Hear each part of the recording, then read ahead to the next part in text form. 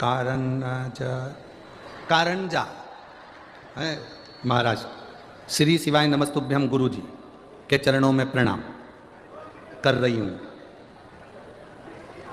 मैं प्रणाम करने वाली कारंजा की रहने वाली हूँ।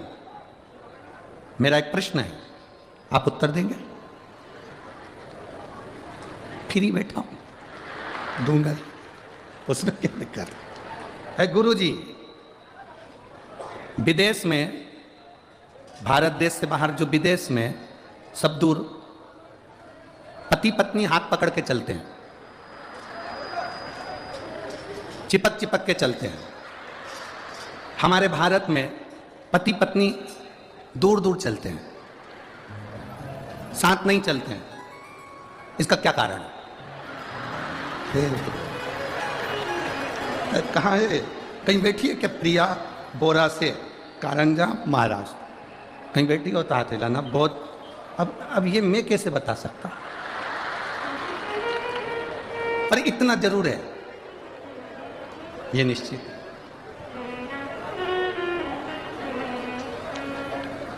विदेश की पाश्चात्य सभ्यता और भारतीय सभ्यता में जमीन आसमान का अंतर है।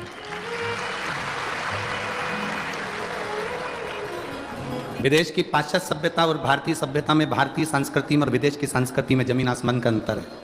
आपने पूछा विदेश में पति पत्नी हाथ पकड़ के चलते हैं, चिपक चिपक कर चलते हैं, हमारे भारत देश में पति पत्नी दूर दूर चलते हैं। इसका क्या कारण है? इसका मेरी बेटी प्रिया बोरा से, कारंजा महाराष्ट्र से, इसका केवल एक कारण है, भारतीय सभ्यता में और पाश्चात्य सभ्यता में जमीन आसमान का अंतर है। पाश्चात्य सभ्यता में पति को डर रहता है कि ये कहीं दूसरे को देखकर भाग नहीं जाए, इसलिए हाथ पकड़ के चलते हैं, चिपक चिपक के चलते हैं। हमारी भारतीय सभ्यता में जब 7 फेरे डल जाते हैं तो इन दोनों को तब विश्वास पक्का हो जाता है, कहीं पे भी जाए भगेगी नहीं। कहाँ जाए? अब जब विश्वास पक्का हो गया कि भारतीय सभ्यता में 7 फेरे डल गए, विश्वास पक्का हो गया, ना पति कहीं जाएगा ना पत्नी कहीं जाएगी। इसलिए हमारे भारतीय सभ्यता के अंतर्गत लोग पति पत्नी चलते हैं तो दूर दूर चलते हैं, उन्हें बेफिक्र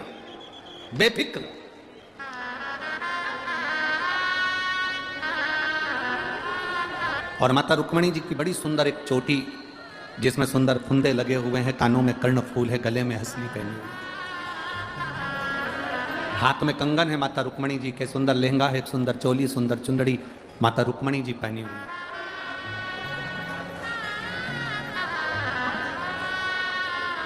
कौंडल्यपुर की रहने वाली, विदर्भ की पवित्र भूमि पर निवास करने वाली माता रुक्मणी जी पूरे कौंडल्यपुर में एक शोभायमान, पूरे कौंडल्यपुर।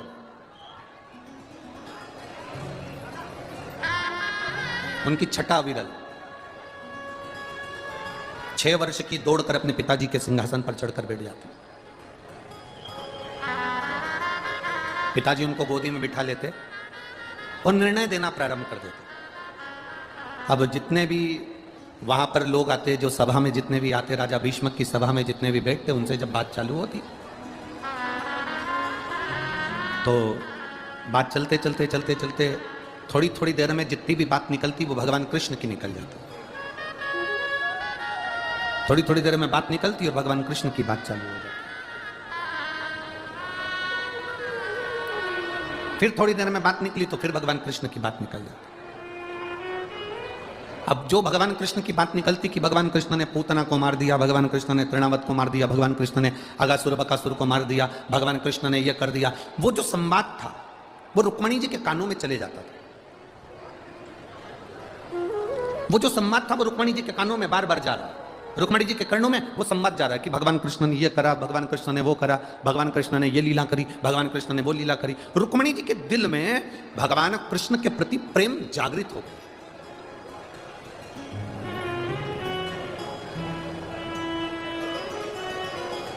और इतना प्रेम भगवान कृष्ण के चरणों के प्रति रुक्मणी जी का जागृत हो गया कि रुक्मणी जी 6 वर्ष की अवस्था में रुक्मणी जी ने भगवान कृष्ण को अपने हृदय में बिठा लिया।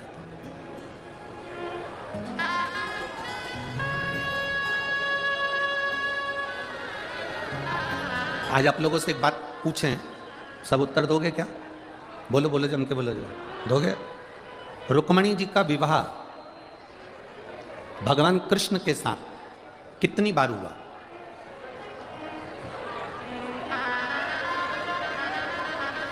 जल्दी जल्दी उत्तर दो। रुक्मणी जी का विवाह भगवान कृष्ण के साथ कितनी बार हुआ?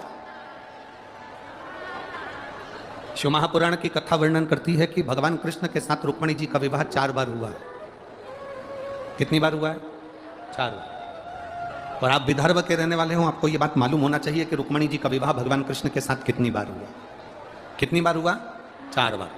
पहला, रुक्मणी जी जब 6 वर्ष की थी, सभा में बैठे हुए लोगों के मुख से भगवान कृष्ण का नाम सुन सुनकर रुक्मणी जी ने अपने मन से भगवान कृष्ण के साथ दिल से रुक्मणी जी ने फेरे लगा लिए थे कि कृष्ण आज से मेरे पति हैं और मैं कृष्ण की धर्म पत्नी हूं।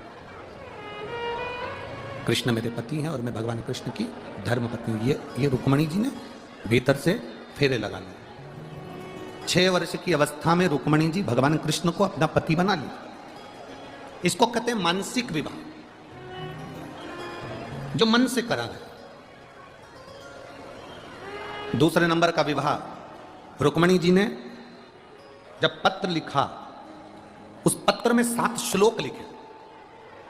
कितने श्लोक थे? 7। पत्र में 7 श्लोक लिखे। हर श्लोक को लिखते समय रुक्मणी जी ने अपनी बुद्धि से भगवान कृष्ण के साथ फेरे लगा लिए। पहला श्लोक लिखा रुक्मणी जी ने और कह दिया, मैं कृष्ण तुम्हारे को समर्पित हूं, मैं तुम्हें पाना चाहती हूं। 7 श्लोक से रुक्मणी जी ने भगवान कृष्ण से बुद्धि की भावर लगा ली। ये दूसरा विवाह हो। और जितने लोग आस्था सेन चैनल पर सुन रहे हैं, बड़े ध्यान से सुनना। रुक्मणी जी का तीसरा विवाह जगदम्बा के मंदिर से, जब रुक्मणी जी श्रृंगार कर कर जगदम्बा के मंदिर पर आई और भगवान कृष्ण उनको लेकर भागे, ये राक्षसी विवाह भगवान कृष्ण का रुक्मणी जी के साथ तीसरा विवाह हुआ। और चौथे नंबर का विवाह द्वारकापुरी में पहुंचने के बाद रुक्मणी जी का हुआ। चौथा, अर्थात रुक्मणी जी का चरित्र कह रहा है, रुक्मणी जी का संवाद कह रहा है कि बचपन रुक्मणी जी ने भगवान को दे दिया, जवानी रुक्मणी जी ने भगवान को दे दी, अधेड़ी रुक्मणी जी ने भगवान को दे दी, और वृद्धावस्था रुक्मणी जी ने भगवान को दे दी। 4 विवाह से मतलब है कि बचपन, जवानी, अधेड़ी और बुढ़ापा चारों की चारों भगवान कृष्ण के भरोसे पर छोड़ दिया।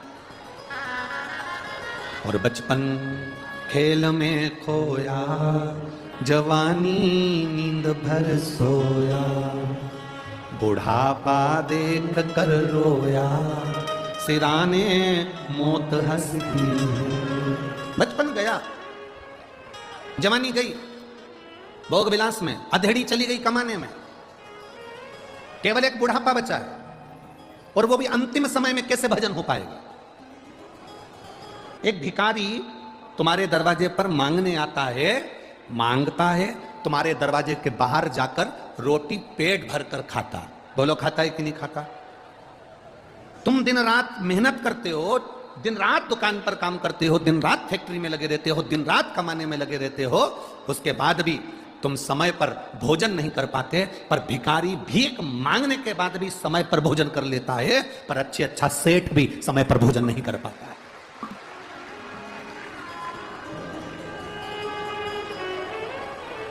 जरा विचार करिए, वो भिखारी भी हमको सीख देता है कि देखो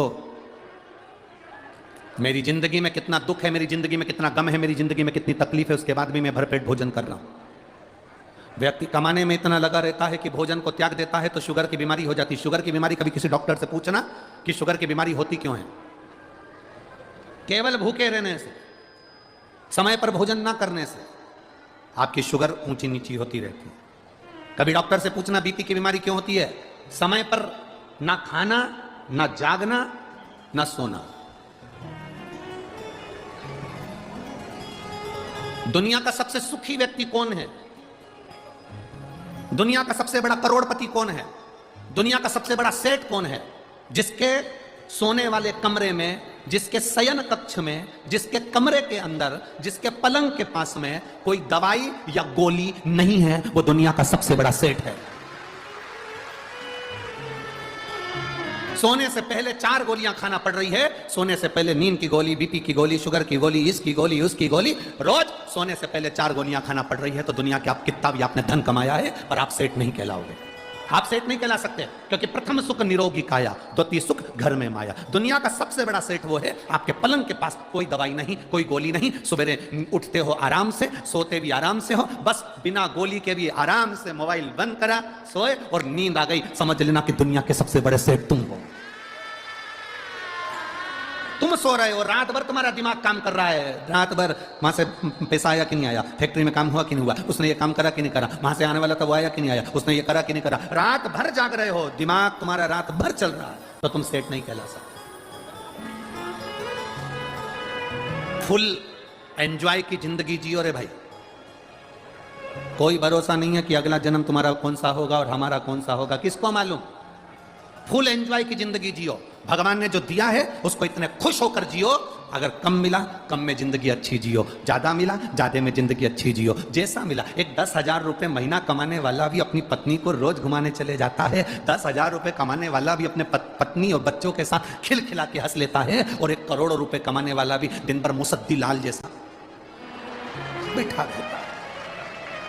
काय की जिंदगी जीना, फुल एंजॉय की जिंदगी जी। जो परमात्मा ने दिया कम नहीं दिया, जैसा दिया बहुत अच्छा दिया। घर में ऐसे रहो कि जैसे शंकर पार्वती रहते थे। शिव जी के परिवार में किसी देवता का परिवार निकाल कर बताओ, 33 कोटि देवी देवताओं के परिवार में बता दो कि पूरा परिवार किसी के साथ में हो। भगवान विष्णु और लक्ष्मी जी साथ में मिलेंगे परंतु उनके बच्चे साथ में नहीं मिलेंगे। ब्रह्मा ब्रह्माणी साथ में मिलेंगे पर उनके बच्चे साथ में नहीं मिलेंगे। इंद्र इंद्राणी मिलेंगे पर उनके बच्चे साथ में नहीं मिलेंगे। आप किसी 33 कोटि देवी देवताओं की लिस्ट निकाल कर देख लो, किसी के देवताओं के बच्चे उनके साथ में नहीं है। केवल एक देवाधिदेव महादेव हैं जिनके बच्चे गणेश, कार्तिकेय, अशोक सुंदरी, जया, विषहरा, शामली बारी, दौतली देव, शंकर भगवान का पूरा खानदान उनके साथ में है। क्योंकि शिव प्रेरणा देते हैं कि अपने परिवार के साथ फुल एंजॉय की जिंदगी जियो, भले कैलाश पर्वत पर रहो चाहे कहीं पर भी रहो।